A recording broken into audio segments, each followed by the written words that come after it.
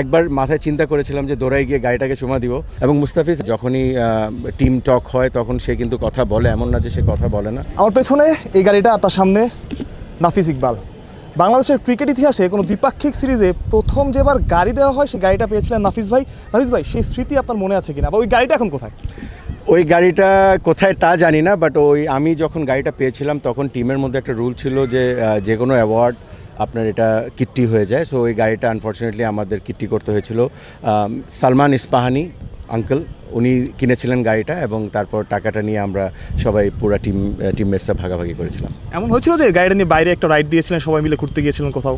না, ঢাকা স্টেডিয়ামে 2টা ল্যাপ মারারই সৌভাগ্য হয়েছিল। 0 মাইলেজ গাড়ি, ইট ওয়াজ এ ভেরি নাইস কার, নিসানের গাড়ি ছিল। সো অতটুকুই। হ্যাঁ, মানে পরে যখন যত দিন গিয়েছে মনে হয়েছিল যে গাড়িটা যদি রেখে দিতে পারতাম খুব ভালো হতো। মেবি আমার বাবা বেঁচে থাকলে হয়তো বা রেখে দিতাম, বাট আনফর্চুনেটলি ওই সময় ওই সিচুয়েশন ছিল না রাখার মতো। আজকে একটু নস্টালজিক ফিল হচ্ছে কিনা?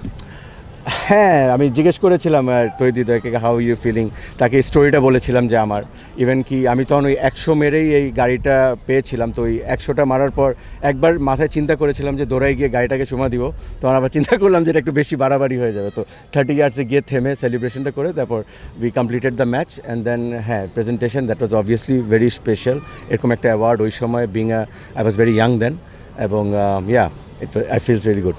21 বছর পর আবার সেই মানে ওই একই জিনিস ফিরে এসেছে, গাড়ি দেওয়া, এবং ক্রিকেটারদের মধ্যে আগ্রহ ছিল। আমরা প্রেস কনফারেন্স দেখেছি এবং অন্য সময় কথাবার্তা বলতে আপনি ড্রেসিং রুমে ছিলেন, ক্রিকেটারদের মধ্যে নিশ্চিত করে কথা হয়েছে গাড়িটা কে পাবে, কার কাছে যাবে গাড়িটা? আই এম শিওর সবার মধ্যে ছিল, but the best part was they played like a team.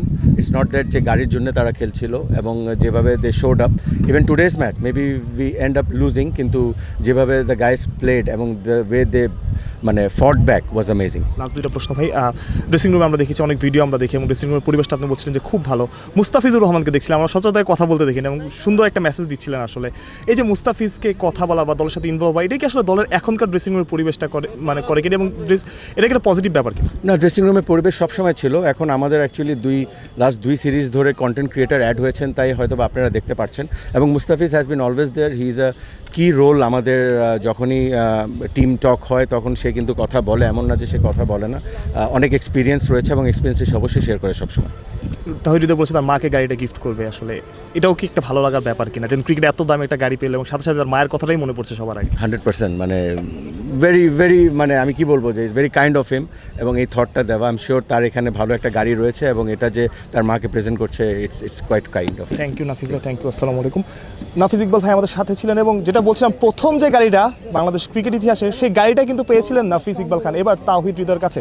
এবং তাওহিদ হৃদয় বলেছেন সেই গাড়িটা তিনি তার মাকে উপহার দিবেন, যে মায়ের জন্যই তিনি আজ এখানে। মানুষ প্রত্যয়, বিডি ক্রিক টাইম।